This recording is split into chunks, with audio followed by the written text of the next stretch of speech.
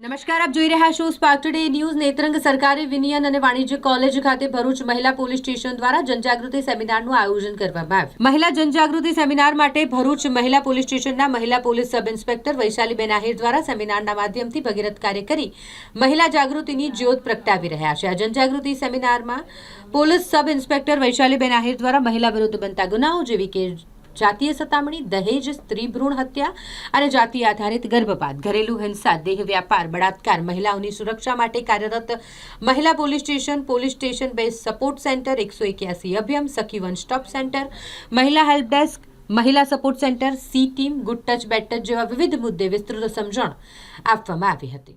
હું પીએસઆઈ વી.એ. આહિર મહિલા police station ભરૂચમાંથી આવું છું।